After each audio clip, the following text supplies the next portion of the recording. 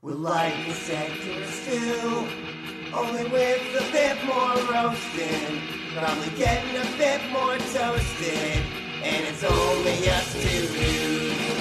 And I'm Bradley, I bring the crazy, while Benjamin provides the puns.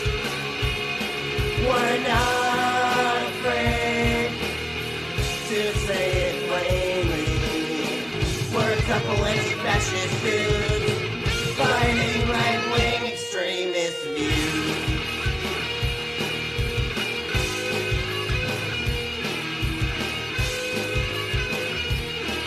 The Progressive House Podcast.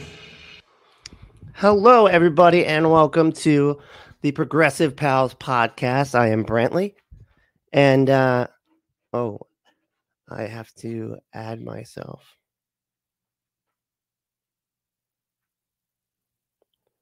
Why isn't it coming up?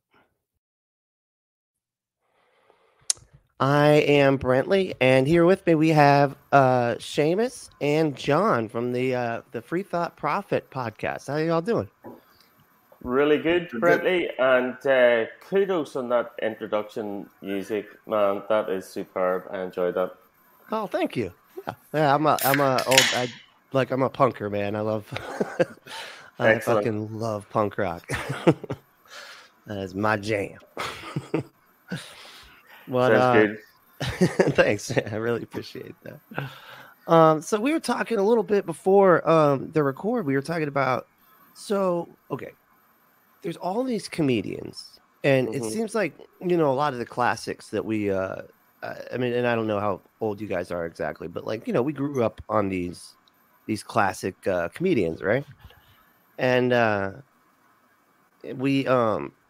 it seems like a lot of them have moved to this. I don't know. They just just targeting trans people because I think they think it's weird, and so they're like, oh man, let's do that. And I think it gets capital. Like when we started with Dave Chappelle, I think Dave Chappelle's gotten very lazy, and he was just like, if I can just say something that's super offensive for right now, no, I'll get all of the marketing for free through all of these different articles and whatnot about the reaction to it. What do you guys think about that? Well, I think you're right generally in terms of kind of current trends. So you mentioned Chappelle, and there's Ricky Gervais and Bill Maher, and I'm sure they're not the only ones who have been making jokes about trans people. Against that, I don't think it's necessarily all comes from a hateful place. There's I'm an Irish person. People make jokes about Irish people drinking too much and getting into fights, and people make jokes about Korean people being bad drivers, and we can go through the list. So, I don't think it's necessarily kind of hateful or offensive to mention trans people, and the fact that it's in comedy a lot more nowadays. Well, it's kind of in society a lot more nowadays. So if you're kind of commenting on what's going on in the world, it would be weird if you didn't comment at all on that issue, I think. Well, okay. Yeah, I don't know. I feel like it's I don't know. I feel like they're targeting a group that, I think for a long time, because we were just we have this gender binary so ingrained, in our heads, or so ingrained in our society that is, folks that are older and whatnot have a really hard time wrapping their head around this non-binary kind of gender thing, this gender fluidity type of thing, which, to be honest, I get confused by it too. I'm not trans, so I can't really speak on it as well as I'd love to, but I try to defend, their rights as often as I possibly can, and try to be as supportive as I can. Sure. Even if I don't fully completely comprehend everything about it. Yeah. But Well, yeah, I mean, I feel like they are targeting them unfairly, and I feel like as if with of all the groups, like you just said, like all the groups, um, there's not very many groups that commit suicide at the rate that they do, that the transgender community does, because of people giving them a hard time and harassing them. And I mean, there's turfs like do targeted attacks online where they will just harass and harass and harass, yeah, and that's really fucked up. And then then you that's also appalling. they can't even really watch a comedy special without being like, great, now we're the butt of the fucking joke here too. So I mean, Well, I don't know. Well, I'm interested. That's how it lands on your ear, Brentley.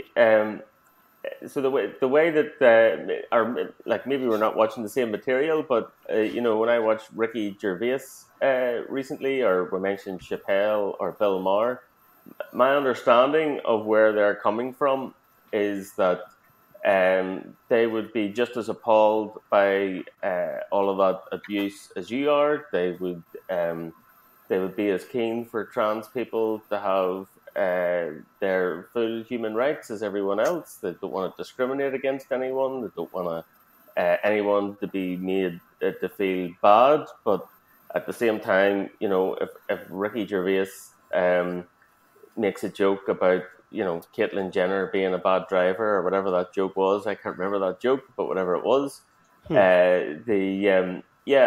I mean, I don't know what the alternative to that is. If the alternative is you can't make a joke with trans people in it, I mean, a lot of the trans people that we've talked to in our podcast would be offended by that. I mean, that would sound to them like, well, you're just giving us a pat on the head, like we, in an enormously patronizing and condescending way, like somehow they can't take a joke.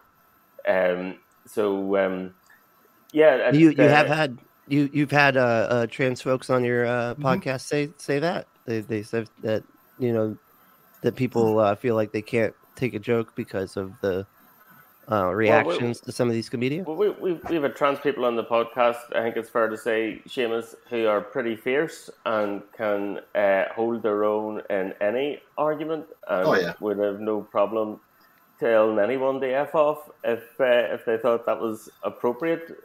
So that I don't think they would see themselves as some kind of special wallflower that can participate in the same kind of conversations as everyone else. Yeah, I mean, I think though the problem is it depends upon the joke. First off, I mean, if you're going to make a joke, it's got to be funny. And I think the other problem is some of these aren't funny. I mean, some of Ricky's things was okay. To me, Chappelle's was, it just like felt like he was just bitching. You know what I mean? Yeah, it was like he was just pissed off. And I like Dave, and I thought the special, like the whole special was good. I mean, there was good parts, but I just felt like he was bitching more than actually having a go. Like Ricky was generally trying to have a go. You know what I mean? Right. I mean, whether or not you liked or didn't like his jokes, I think they were well intended. There were at least punchlines. Yes, there were punchlines. Yes, okay, yes. Like I will give him that. That's it. I mean, like I felt like a lot of his jokes were inappropriate, but like when it comes to the Dave Chappelle one, they weren't even fucking jokes, man. Yeah, it was just a guy being a dick. Yeah, yeah. I mean, I understood. Like I understood where he was coming from on parts of it. You know what I mean? And you could have these arguments, about whether or not. She's not going to say her name, J.K. Rowling, whether or not she's a horrible person. And you can say that without even going down the trans issues, because there's a whole slew of things not to like J.K. Rowling. If you don't like her, and that's fine if you do. If you don't, you know what I mean? Right. But, and Bill, to me, him and Bill Maher are kind of, and I don't mean to say that they're on the same page, because I think Dave Chappelle's far more talented and much more funnier than Bill Maher ever was.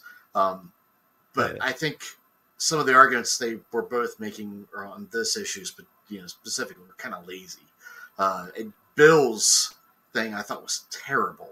I mean, it's not even a fact. A, wasn't funny, and B, to me, it was like he was trying to make a point, and he also debunked his own point when he was trying to make his point.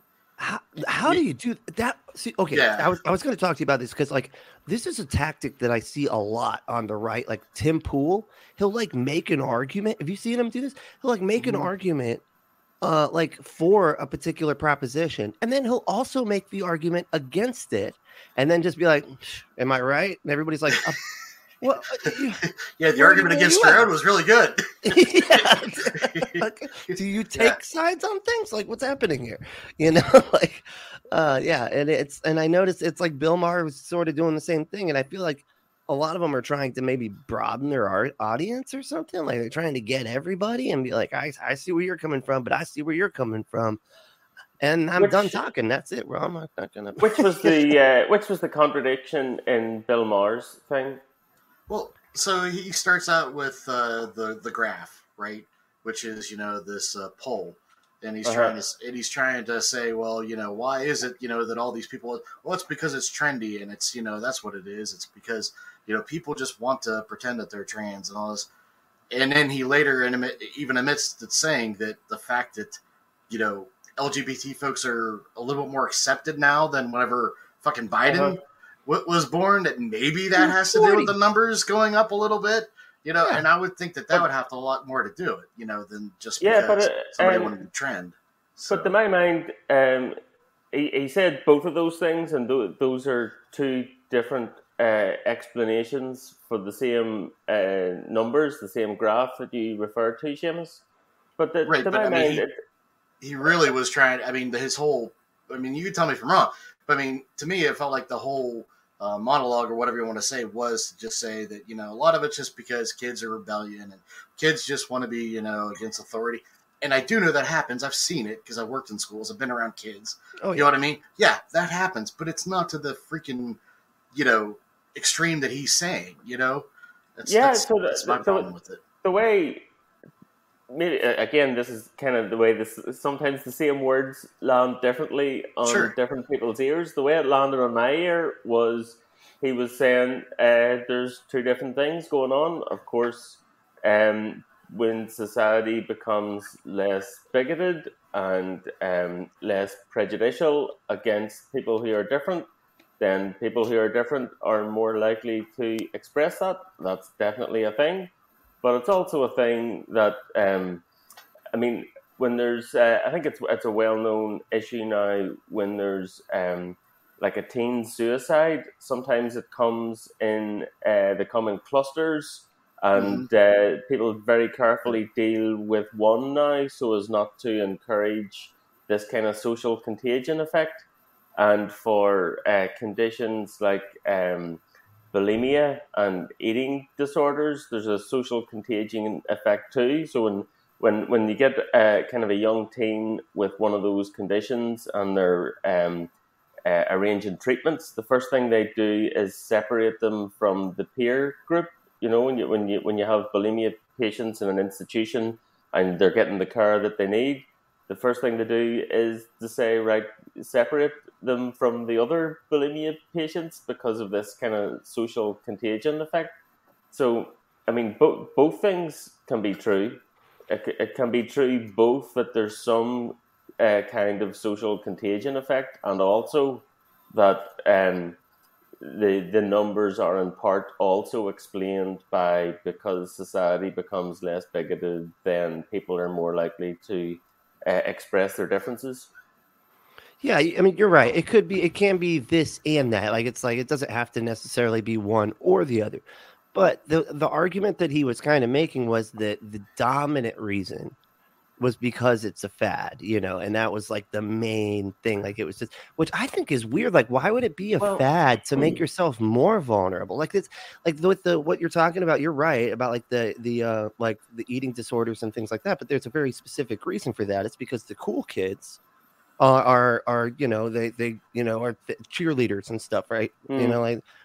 Like trans folks are generally mistreated right from the get-go, and it'd be weird. I just feel like it's odd to be like, oh no, it's a fad to want to be somebody who gets bullied more, by what I mean. I feel like that's odd. I think right. Well, I don't think it's that odd. Firstly, it's not necessarily the case that things that are social contagion are all positive. I mean, we started off talking about suicides happening in clusters. So, and the other thing, I don't necessarily think that it's the case that LGBT people from that community are treated overall in the same negative way that they used to be.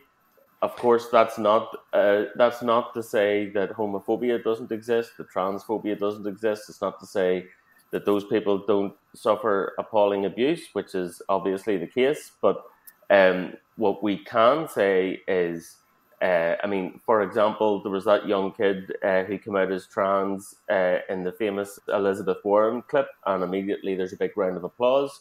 And also, what's the kind of the big telling factor to me is in that graph that Bill Maher was showing with the number of people identify as LGBTQ going way up. The biggest component of that is the Q component. And the biggest component within the Q are people who are opposite sex attracted, but refer to themselves as queer. So, if you're a man who's only attracted to women, or if you're a woman who's only attracted to men, like 10 years ago, you were considered just a boring heterosexual person, and that was the end of it. But now you can be queer if you want, for various different reasons, which is absolutely fine. I've got no objection to that. But I mean, those numbers wouldn't be going up and up and up if all those people were all getting beaten up in the street every weekend. Right.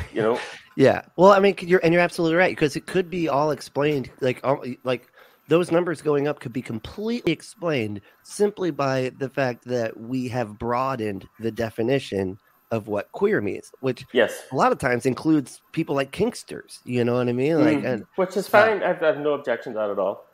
Right? They don't really like to have that, in there, because it kind of lends credence to the false assumption that it's that they get so sex crazy that now they're trans or whatever. You know what I mean? Which is not the case at all. You know what I mean? Yeah. But they're still like different, right? And it's okay to say that you're queer or whatever. I mean, like I said, I identify as queer. I'm pansexual, so I'm passing, so I don't have like half the problems that most people have. But it's interesting to see how relationships change when I do tell people that, especially with certain, Okay, I'm out of here. No. Well, the thing, the kind of complaint that I had with Bill Maher's thing, and it's kind of more of a question than anything else. So you were saying, Brentley, he seemed to be arguing that all these numbers are almost entirely explained by this kind of social contagion effect. What I took him to be arguing was that both things are true. It's both that people who were previously in the closet are no longer, and that's a good thing. And also that there's some component of it which might be this kind of social contagion effect. But when you turn up at the doctor's office, you have this gender affirming thing where everyone has to be told, yeah, you're right, you're the opposite sex, proceed directly to the hormones. And what he was saying was, well, like my youngest are 12, I'll have to keep my voice down, but 12-year-olds are idiots.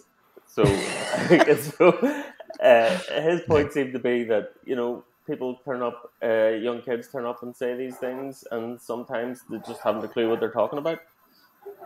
Well, I mean, yeah, and I understand that, and I think that but he also is saying that a lot of the treatments, like the puberty blockers and whatnot, that are dangerous, which I wish you would provided more, evidence of like where he's getting that, because like everything that I've seen is we've already been using those blockers for other issues and then it was never a problem for kids. We used them for kids, and then it was never a problem. But all of a sudden, that now trans kids are using them, just to give them a break, just be like, hey, let's just hold off, so because like you said, they're idiots, right?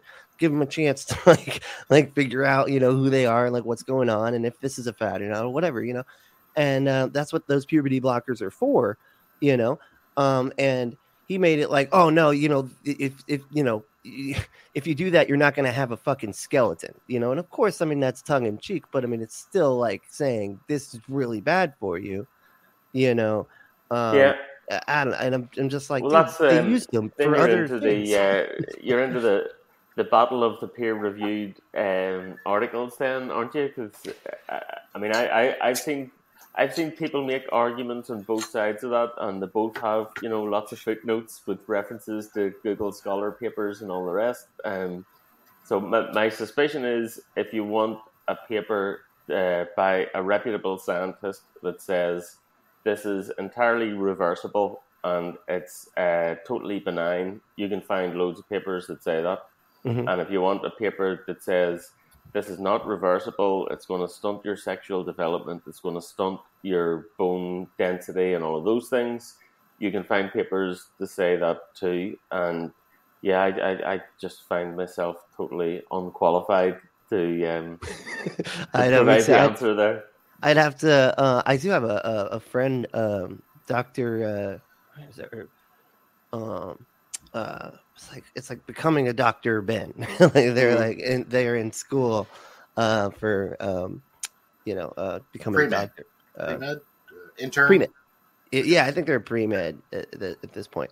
But I think they would have a lot better. I'm gonna have to talk to them about. Like I said, like I'm not an expert on this field at all. Like I wish that I had someone that like a trans person that could come on and explain this a bit more thoroughly. And well, I mean, the other thing with his argument, though, I mean, he tries to, and again, maybe I'm wrong, but to me, it feels like that he's trying to make that the and again, this is like lazy Fox News right wing talking points that we go to the extreme of what is out there and try to make it the norm, right? There's not a lot of 9-year-olds being force fed beta blockers or hormone pills and all this shit. It's not really happening as much as he tried to let on there.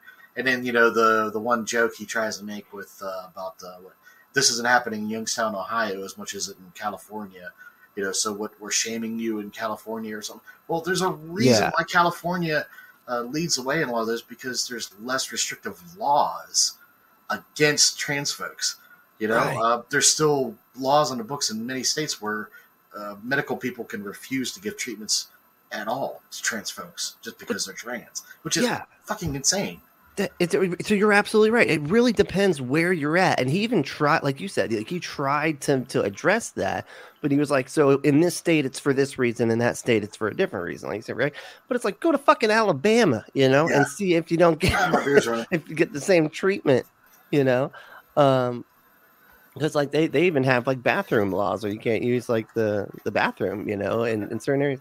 And that's got to be terrifying for a trans woman to be like trying to drive through Alabama and, figure out where to do a pit stop without, possibly getting attacked because they have to go into the bathroom that's the opposite of their gender identity. Because we do actually have data for that. We don't really have much data when it comes to the claims of the right of them harming cisgendered women and whatever, and all this rape and all this stuff, which that was another thing that Ricky Gervais, I think, I don't know. I personally have topics that I'm just like, don't do rape jokes, man. Like, and that's just kind of my, I just don't like it. I don't think that they're funny and whatnot. And I think it's a lot more that just like, that they utilize the fact that half of comedy is surprise, right? And so when they make jokes like that, it's like just like, whoa, I can't believe he just fucking actually said that, which I feel like is pretty. I feel like that's shitty comedy, in my opinion. But I think there's maybe it's a UK thing. I don't know if this is the case in the States, but I think in the UK there's been a number of cases of male rapists who were convicted for rape, got long sentences, went to jail, self-identified as female, were transferred into the female prison and raped several women in the female prison. Oh, I wow. think Really? that happened several times in the UK. Yeah. Huh. That's crazy. I'd never heard of that one. Yeah, I'd have to look into that happening because I mean that's not clearly. I mean that's not good. Like I feel like you need to be able to just be like, oh, I just decided, and now I'm. But then if you're, I'm not putting words in any of your mouths, folks, but if we consider one of the proponents of self-ID, which is as soon as I say I'm a woman, and I'm treated as a woman, without any, hormones or surgery or whatever happens to be, then how do you argue against that? I mean, if that's your position, aren't you in favor of taking the rapist from the male prison and putting them in the female prison? No, I feel like you'd need to have like other, like you'd have to already be, trans, like you know what I mean? Like it's the same thing like with sports and stuff like that. Like I feel like, nobody's just going, oh, I'm a girl now, and so I'm just gonna go in and start competing without any like hormones or anything like that, and just completely just decided like yesterday, so there's two sides to that. The first side is on the self ID bit. That's exactly what they're doing. So, as I understand it, the nature of the controversy at the minute is that one side of the debate supports this idea of self ID. As soon as a bloke says, "Right, I'm now a woman," they're a woman, and that's the end of it.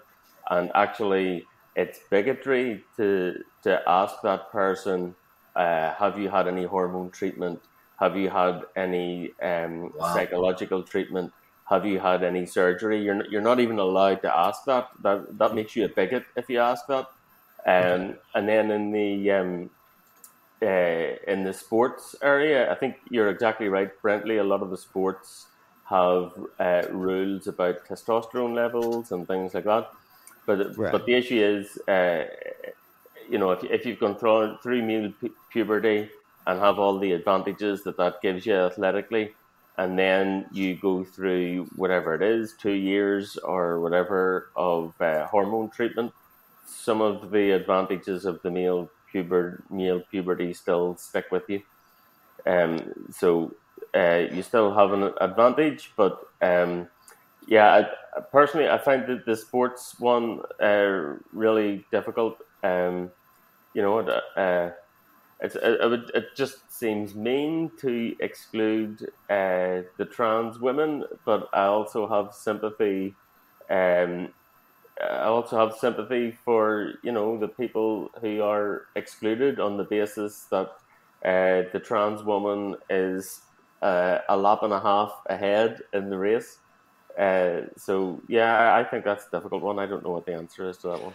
I honestly don't either. I think that I think there is like a new, like you said, like I don't think we should just do a full on ban. It's insane to me. Like okay, trans people they just can't compete. I think that's nuts to do that. At the same time, though, I think like you said, like we need some rules surrounding these sorts of things. And from what I understand, like from what I've heard on like I listened to this show. It's a call-in show called the Transatlantic call-in, it's like a call-in show, and it's like done by the line. And that's basically what they were saying. They're like, most of the time, like they have to have already been transitioned for so long before they can, compete, against cisgender women. I think that's true in sports, yeah. And so some sports do ban it completely. I think I follow rugby. I know it's not a huge sport in the States, but in rugby, they take the view that it's dangerous. Rugby is kind of like American football in that the typical shape of the player at the line of scrimmage isn't the same as the typical shape of a wide receiver. And maybe if you put a wide receiver in the line of scrimmage, they're likely to get hurt.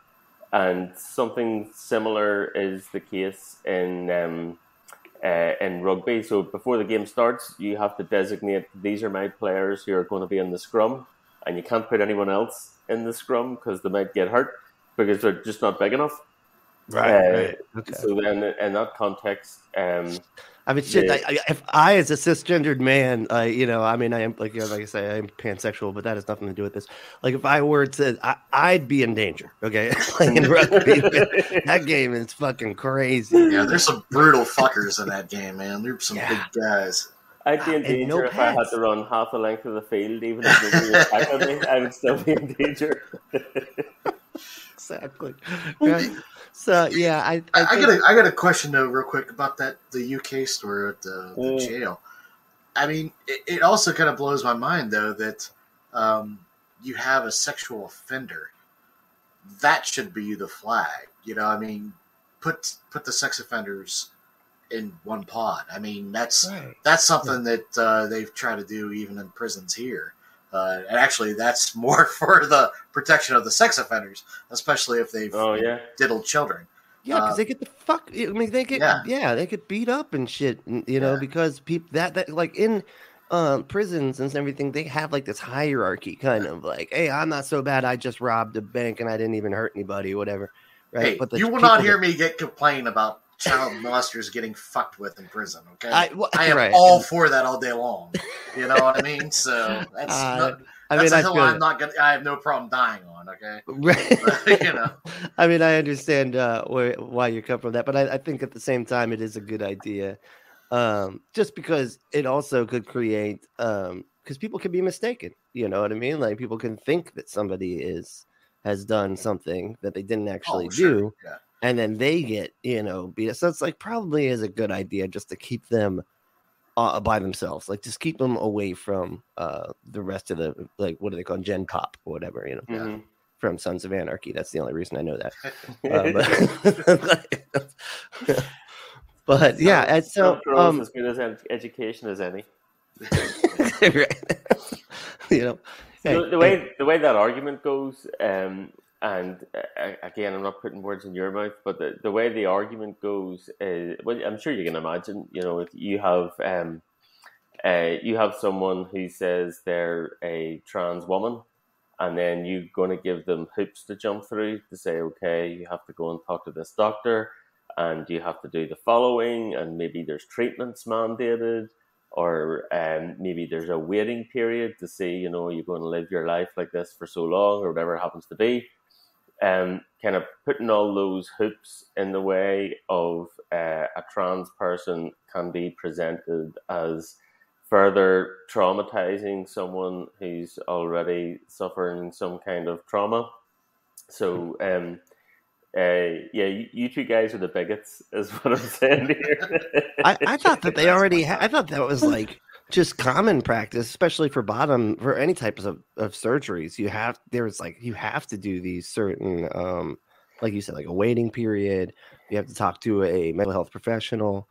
You have to do all these different things before you can, do those types of surgeries. From what I understand, now I could be mistaken, but I thought that was just commonplace, for that. But as you say, there's one issue. What hoops do you have to jump through before you can get surgery? And I don't know what the answer to that is, and I think it becomes particularly complicated for someone under 18. What do their parents get to decide for them? But that's one issue. What do you have to do before you get surgery?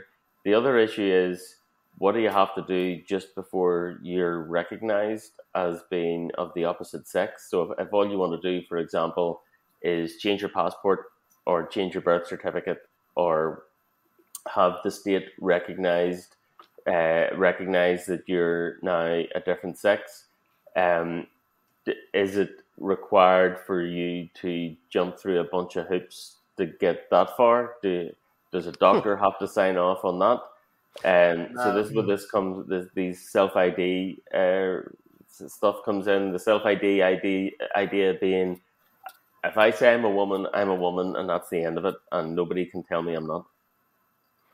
Right. And I think like as far as like society goes, like as a social, like I would treat them immediately Sure. as Totally agree. you Yeah. know, as far as like other things go, other like aspects of like legal system type stuff, I think that'd have to like be it'd have to be put through the legal system and be voted on and all these things like that.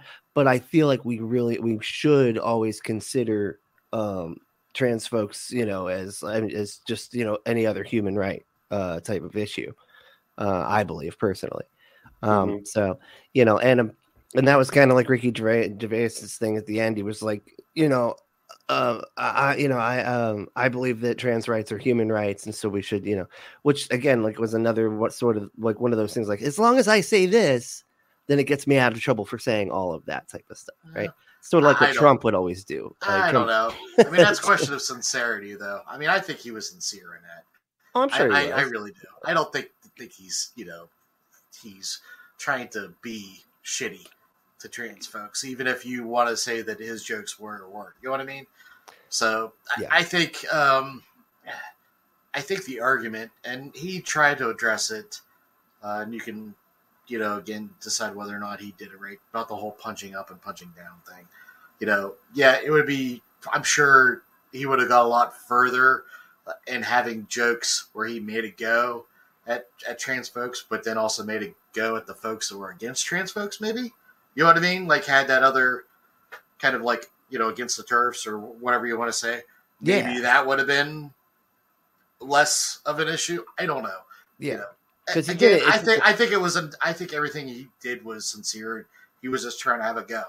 Whether or not how funny it was, that's another, So. And the punching up, and that was the other kind of weird part of that one too. Was like he keeps talking about how he's a rich person, and so like Chappelle does that too. right? And again, yes. So Chappelle's kind of a dick about it, but that's a whole other. Yeah. So. Oh my God, is he ever? I mean, especially since he came out with that housing thing, that really pissed me off. Oh my God. I'm just like, really, man? Like you're that? So you actually are a shitty person? Like that's just all that is there? Huh? Well, I guess okay. So there was two sides to that because I found out this afterwards too because I had the same reaction that you are expressing, which is basically that housing development was only doing that because it was kind of like they had to do it, as in they had to make this like little area for low income folks there. And his spokesman says that his argument was that wasn't enough. I don't know if that's true. I don't know if that's true. But what I did think was kind of shitty was that the whole, you're making me wait in line like everybody else. I'm Dave fucking Chappelle. It's like, come on, dude. Jeez Louise. That's right. I just feel like he's getting so entitled, Yeah. And I think that's what a lot of this boils down to as far as like comedy goes, like being like they feel like they're entitled to have everybody like their comedy, and when people respond, online, which I mean, everybody's going to do, they're all going to do it. There's nothing we can do about this. People are going to respond to everything, no matter what and the more attention it gets, the more people will respond. And then if the people that pay them their the money are going to see those responses. And if enough people, hate it or whatever, then they're going to get in some sort of trouble, get their funding pulled or whatever, it's just sort of going to happen because we have nothing but, I mean, everybody's just has their opinions loudly on the internet, in every way, shape or form, I mean, again, everybody wants controversy. And if you can, get a little bit of controversy, then you get a little bit of attention. And I still think that that's kind of Bill Maher's game a little bit at this point because he's suddenly finding himself less and less relevant. He absolutely wants to be Joe Rogan right now. Oh, he basically, I mean, I don't know if you guys saw the first episode that, not first, but I think it was not the most recent, but the one before where he was on Rogan. And he like practically begged Joe to come on his show because he knew. Yes, it was embarrassing. It was terrible. Oh God, how cringy! So thirsty. Yeah, I do. So real quick, to one of the things that you were just saying about changing your name and all that stuff. So I did confirm with my son, because whenever he was an adult, he changed his name and changed everything. So he is now, listed as a male and everything. Mm-hmm. So there was no, questions about anything. So I don't know if it's just whenever you're, a juvenile that those other things have to come into play, or, but I mean, on his actual license, it doesn't say, anything other than male. So. But, yeah. And in 99.9% of cases, that's exactly what should happen. And then there's I think it's Karen White, I think is the name of the trans lady who assaulted, who was convicted of rape, changed into the women's prison and assaulted people. So, I mean, kind of tough cases make bad law, isn't that what to say? But it's difficult to build the whole legal framework around a very rare edge case. Right. Against that, it's still worth worrying about. If you're one of those women in the ladies' prison and they're putting a rapist in your cell, you're probably, it's not unreasonable to be concerned, I think. Yeah, I mean, it's so interesting. I can't believe I've never heard of. Like, I really am gonna have to do more looking into that. I just had never heard anything about that. That was the case that I just assumed he was that Gervais was talking about that particular case when he did that skit. Maybe. Oh yeah. So isn't that what he was saying? It was as if he was talking to someone who had just been raped by a trans woman. Yeah. Isn't that right? I just assumed that's the case he was talking about. But maybe I'm wrong. Well, I think it was sort of like a general. Are you talking about the very beginning where he's like? I'm talking about the bit. Yeah. What if he just raped me? What if she just raped you? I assumed he was talking about the Karen White case, but maybe not. Because I think it's just a generalized thing, because that's just their argument. Like the right, that's the argument they make repeatedly. As if a rapist is going to be stymied by a fucking sign over a door. You know what I mean? About the bathrooms. The bathrooms thing. Yeah, that's completely different from prisons, of course. Of course, right? Yes, very. That is. Yeah, but that is very. In Europe, and you've schooled me on this, John. That pretty much because I went to. I didn't attend. I went to Ohio State for a conference, and they had non-gender bathrooms, and that blew my mind. Which I remember telling John it was. I mean, at first I was cool. I was like, okay, wait, whatever. But I had to take a shit, so I'm in there taking a shit. And then a woman comes in, and then I'm afraid to fart. Yeah, because my brain's just straight like, oh no, I can't do this. Right. But anyway, Wow. So it was like a multi-person bathroom that was non. I'd never heard of that. The company I work for just refurbed the office, and all the bathrooms went like that. So there's there is no separation at all. Everyone goes into the same bathroom. I remember isn't that kind of the case though in a lot of places in Europe though? I remember once, this is a long time ago, I went to Sweden to do a work thing, and you get in late at night and you're having a couple of beers before you have to get the head down, go to work the next morning, and I was wandering around that hotel, man, for 15 minutes looking for the gents before I eventually asked someone, and they said, no, there's no ladies and gents, there's just the unisex toilet. Wow. Yeah. So then you go in, it's all stalls. There's no urinals, obviously. Right. Okay. Yeah. Because I was gonna say, I actually think the way most Starbucks do it, I think is what we should just go to. Like, it's just each one is its own private thing. You can lock it. Because Seamus is talking about being scared to. I'm like that with other guys in the bathroom. I don't want to be farting my ass off in here. I don't care about that. I don't like it. I'm like, how can I do this as quietly as possible? Let me ask you a different question about the Gervais thing then. So, you guys thought that the trans joke was over the line. What if she raped you or whatever it was, the trans joke. That was the one that you thought, okay, that's a bit too far. But in the same special, he joked about dead babies, about beating up a disabled toddler. He joked about the Holocaust, about racism. He joked about pedophiles being given dwarfs as methadone.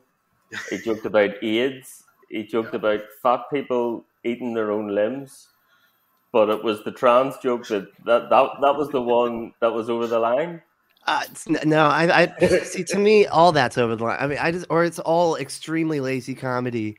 That just, like I said, like isolates solely on the fact that surprise is 50% of what makes people laugh, and surprise and shock, like, oh, I can't believe you just fucking said that, because the little people that thing, that pissed me off too. There was a bunch. I mean, it's like not pissed me off, but I'm just like, that's not good comedy, like, you know what I mean, like, and maybe that's the way I'm rated, because I used to do stand up, so a lot of it is I'm rating it as like a comic looking at another comic, or an ex-comic, I guess, looking at another comic. And I shouldn't even give myself that much credit. I tried to be a comic, let me put it but and so I'm looking at a lot of it just as lazy. Not enough jokes terrible. About giving dwarfs to pedophiles as methadone. That's rough, man. Like that was the one when I was looking at it through my fingers. I was going like, I was like, oh my god, really? Oh, this is just like, I'm so glad I didn't see this live, because I just like so embarrassed. There's so I work in computer science. In computer science, there's this thing called the uncanny valley. So you have people try and make these systems which are kind of human-like, but it's really a computer. And what happens is, if it's something that's definitely not human and obviously not human, like C-3PO is kind of cute, and it gets more and more human until it's not quite human, until it's very close but not quite, and then people go through this kind of icky phase, the uncanny valley, and it becomes off-putting, and I just don't like it. It's not cute anymore. And then obviously, if you can't tell the difference, everything's fine again. And I think Gervais he's like at the other side of the uncanny valley. Like if anyone else made that dwarf joke, like if anyone would lose their career over that, except Gervais has been doing it for decades and never apologizes, and so nobody bothers criticizing him anymore, hardly. Like I saw lots of criticism of Gervais, but he didn't get, he didn't get the same criticism that Chappelle got, as far as I could make out. Well, I mean, I think it was completely two different things too. You know what I mean? Like, Ricky made some jokes. Chappelle's whole fucking show was that. You know what I mean? Yeah. It was like a diatribe about something. And no, actually, I mean, I didn't have a problem with the jokes per se. I just thought some of them were a little. I did laugh at the rape one. I'll be honest. I'm not. That whole and it was like 2 minutes in. That was the other thing too. It was like, wow, you didn't even give us time to warm up here. We're just like already on to trans folks being. And in the chats, Titan Uranus pointed out about Jimmy Carr making pedo jokes. Jimmy Carr might be the only other person I could think, besides like a Ricky Gervais, that could make some of these jokes, because he's always like that too. Right? Yeah, that's kind of what you expect. Mm-hmm. Is it like it's sort of like the South Park thing, where like as long as we like go like if we put the line so much farther than where you should, what I mean, ever should, then hey, everything that's not past that line, we're good, right? Who do you think's funnier, John, Jimmy or Ricky? I would watch a Ricky special before a Jimmy Carr special, really? even though Jimmy Carr is like. He's incredibly blue, and he's way over the line too. So I'll tell you how far over the line Jimmy Carr is. The only joke of his that I remember from his last special that I watched, which would have been quite a few years ago, the only one I remember is the one that wasn't all that bad. And it stood out for not being all that bad. I remember he did a skit about being in a bar with his mate, and his mate went to the gents to take a whiz, and he picked up his mate's phone, and he had his dad's number in the phone, and he texted to his mate's dad from his mate's phone in the bath, thinking of you.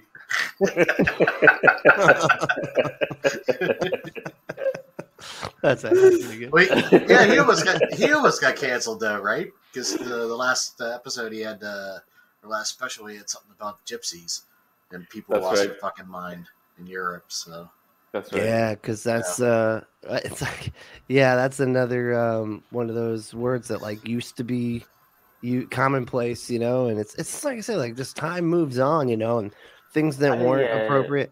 That's why I'll almost like I actually kind of agree with him in certain areas where he's talking about going way back in the past and looking at things people say and then being like, oh, and then judging them based on today's moral standards or something that happened for it. It's funny you say that, Brentley. I was in the car the other day and the kids had whatever radio station was on the car, and I think I want to say, was it might be Brilliant Disguise by Bruce Springsteen. There's a line in that, something about the gypsy lied or whatever. But I remember I heard that line and I immediately thought, nobody would release that song today. I wonder, is somebody not taking that off? Like they took off Oliver's Army, didn't they? So, do you know Elvis Costello? You know the song Oliver's Army? No? No, I'm not sure. So there's a song called Oliver's Army, and the N words in it. But what he says is he's singing a verse about British soldiers in Belfast and being a bit trigger happy with the local Catholic population, and some British soldier shoots some person, and they said just another dead white N-word, talking about the kind of local Catholic. So what he's trying to say there is like this particular population is the equivalent of black people in America or whatever it happens to be, but he uses the N-word in the song. He's not trying to denigrate black people. He's not even talking about black people. He's not trying to denigrate anyone, but it's, you know, it's the magic 2 syllables, and you can't say those syllables anymore. No, yeah. Again, like that's just one of those things. You can't, you know, just can't say it anymore. Well, like and it's not like the Hurricane, the Bob Dylan song. You know, I mean, is the N-word in that? Yeah, because that's Rufus. How did I miss all these old songs with the N-word? And this is crazy. I had no idea of any of this. This is you know the song, right, Brent? I mean, it's about the song. Hurricane. Yeah, it's about Rufus. The boxer. The boxer that was wrongly convicted of a crime, and the whole song is a fucking beautiful, brilliant song by Dylan, where it just basically spells out exactly what happens in a lyrical, musical fashion. And there's a line where to the black folks, he was just a crazy, and that, you know, he says the word. Yeah. Wow. And I remember like the first time, and I heard it on the radio. I mean, it wasn't like, you know, it's not like one of those songs like my brother is like, hey, did you check? I can't believe they did. You know what I mean? Like one of those. I mean, I heard it on the fucking radio, and I was like, holy shit. Wow. Yeah. That's insane. I had no idea. Yeah. I've never. I feel like I have heard that song too, and I'm so bad with lyrics, so I almost have to sit there with, you know, like with the lyrics and like read them as I'm listening to it to like get the lyrics, because I don't know why I feel like the melodies and music and everything, that's more what I listen to. Oh yeah. You know what I mean? Yeah, I mean, how long did I listen to Brown Sugar before I figured out what that was about? You know what I mean? Right. I mean, seriously, right? Yeah, that's a good. You know? That's a. I mean, there's a bunch of like. It's hard to believe that song's okay nowadays. You know, I mean, come on. Right. He's just 17, if you know what I mean. Holy shit! Yeah, that's a fucking crime, man. Like a bad one. Yeah. Like, Jesus. That's crazy. That was what, the Beatles? Yeah. You know? And yeah, then so we got the Dukes of Hazzard. You can't watch on network TV, but MASH you can. And one of MASH's characters, I'm afraid to say this, but I'm going to, Spear Chucker Jones is a freaking character in MASH.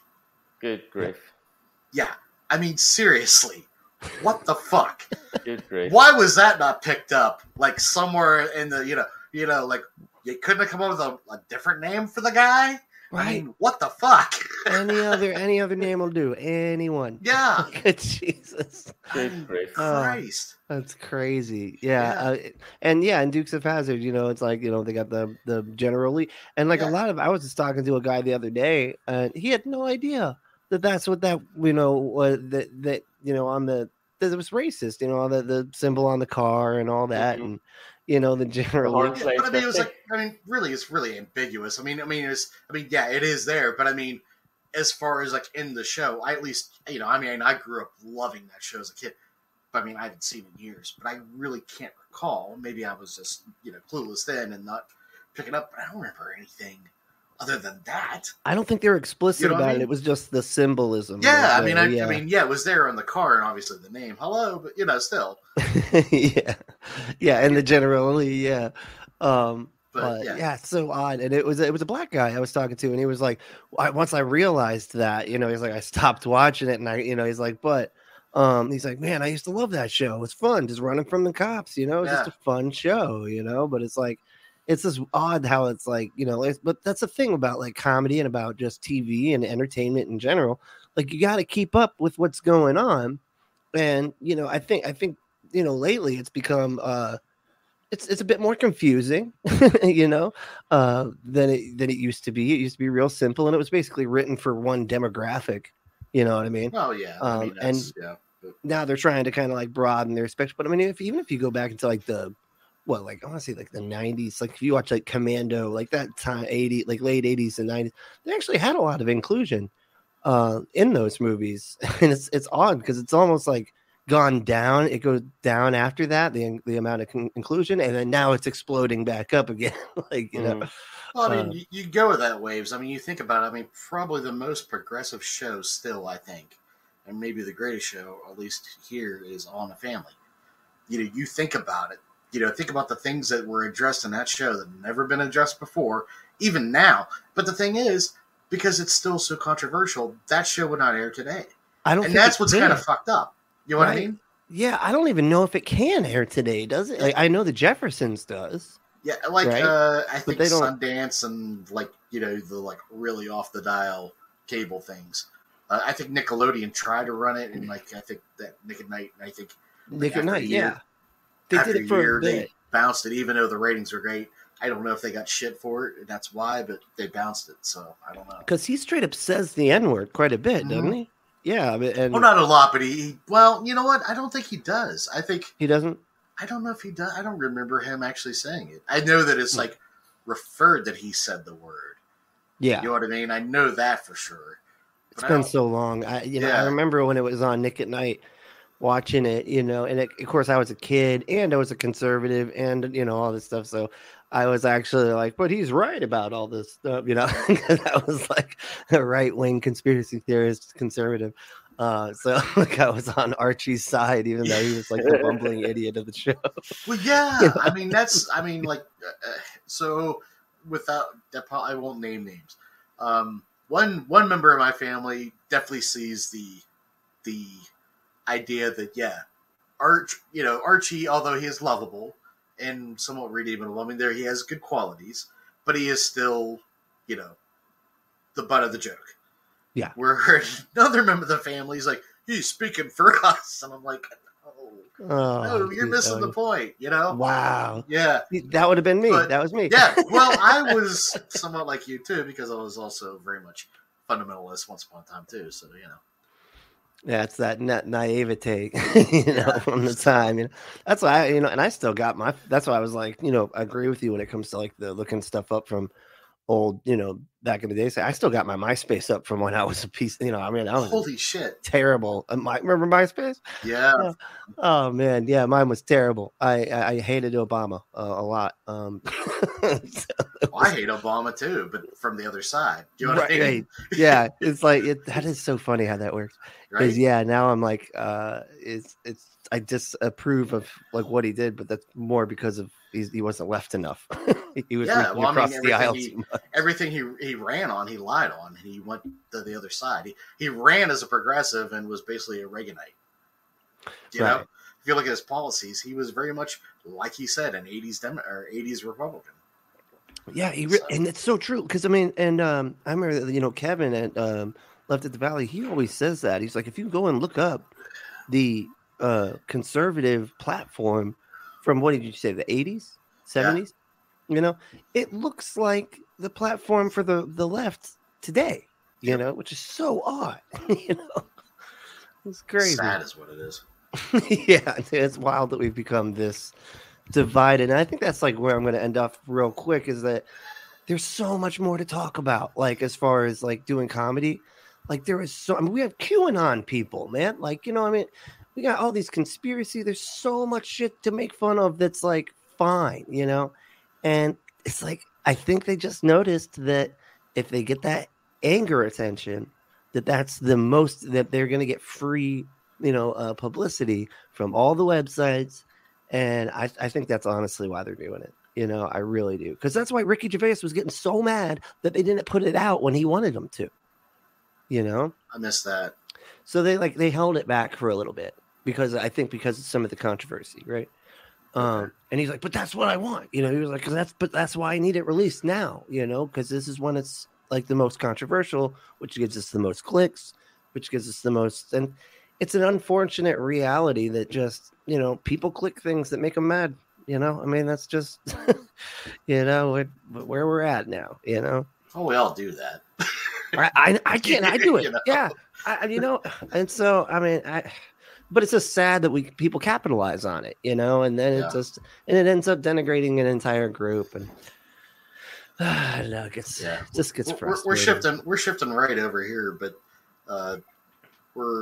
my man is from, they've gone more progressive, and basically he lives in the Pope's backyard. That's the Pope's summer home. Oh, I mean, what, you guys had gay rights before we did. You guys actually have laws that abortion's okay now, right? I mean, what the fuck? Right.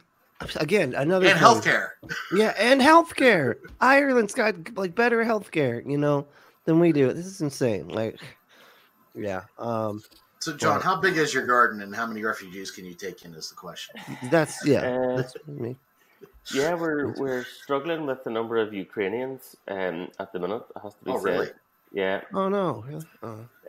Yeah, just struggling to find enough accommodation. So.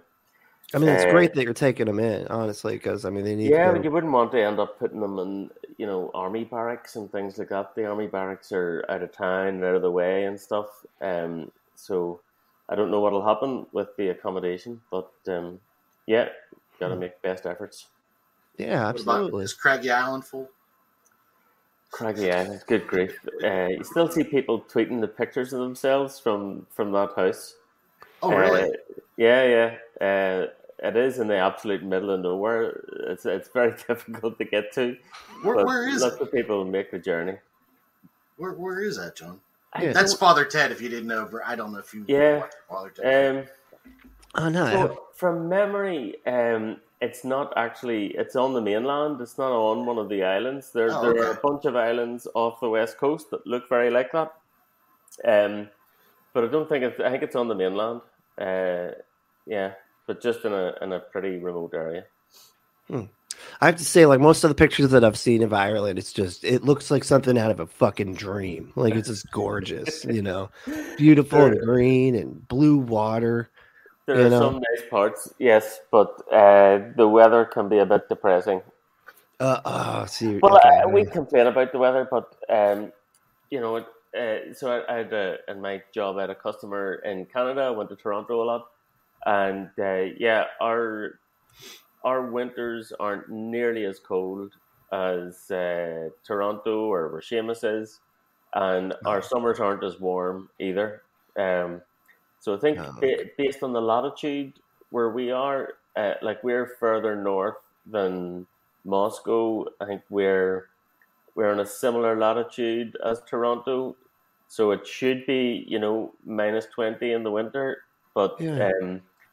I mean, we rarely get snow because of the Gulf Stream or whatever it is. Most winters there's no snow at all. There might be a bit of frost in the mornings, and then in the summer, Oh, weird.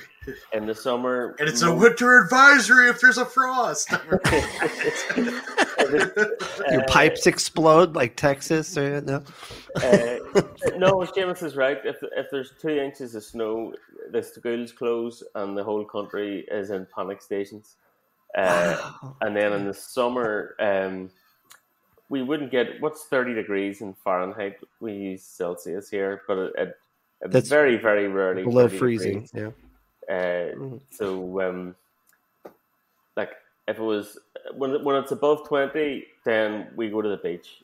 That's a great day, but it rarely gets to 30. Oh, okay. You're saying in Celsius, like In what Celsius. in Celsius? Yeah, What's 30 in let me look that up right can now. never I figure it out. 70, isn't it?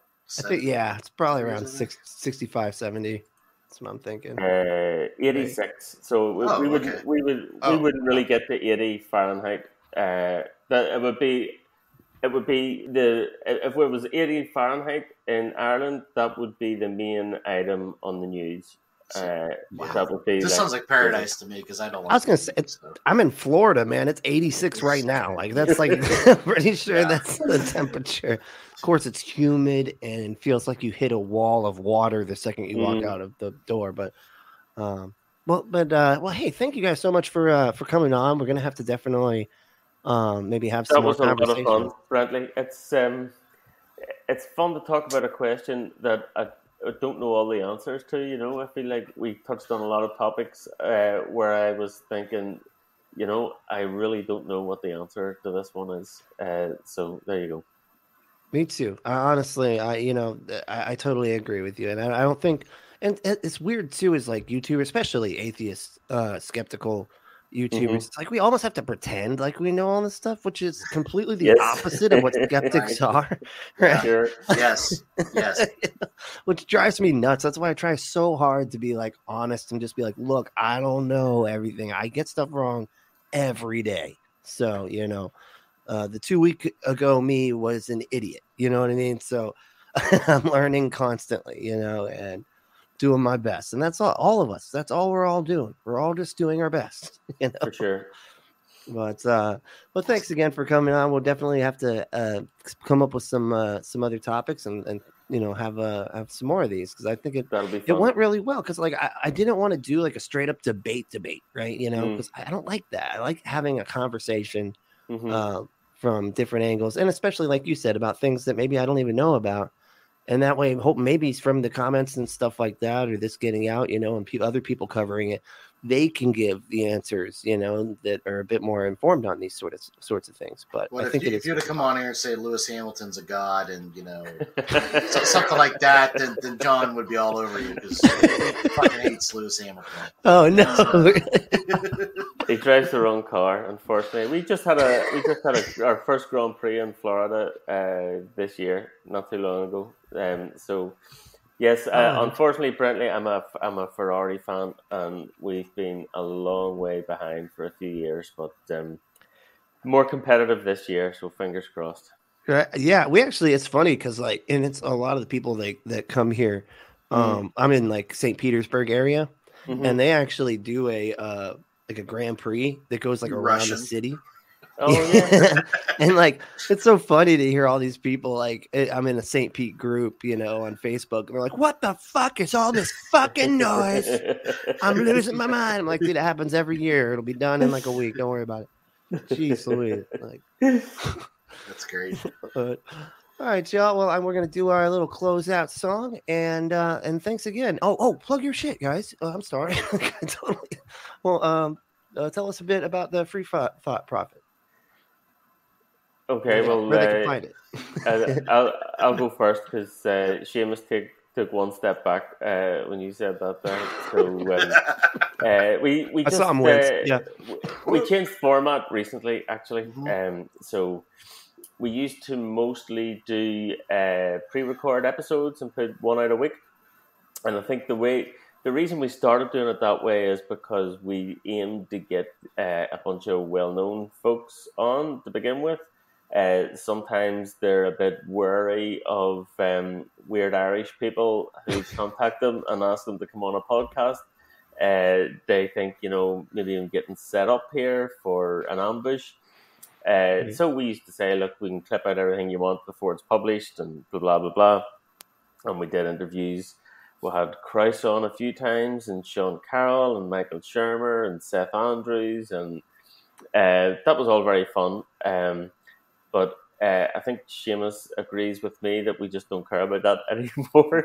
We just go and talk shit and have fun about whatever's in the news now. So we put it out live once every 2 weeks, and once every 2 weeks I think is just about right, so that if it's once every week, maybe it's a slow news week and you haven't that much to talk about. If it's once every month, I'll be missing it too much. So once every 2 weeks looks like about the right balance. Yeah, that's how we were doing our show, at first, and then we did once a week for a while, and then now we haven't been on for about 3 weeks. So this is actually our return. So I do appreciate y'all coming on for our triumphant return.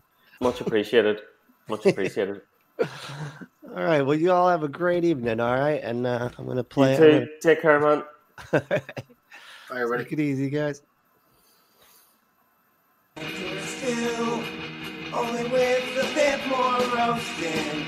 Probably getting a bit more toasted. And it's only us two. And I'm Bradley. I bring the crazy, while Benjamin provides the puns. We're not afraid to say it plainly. We're a couple anti-fascist dudes.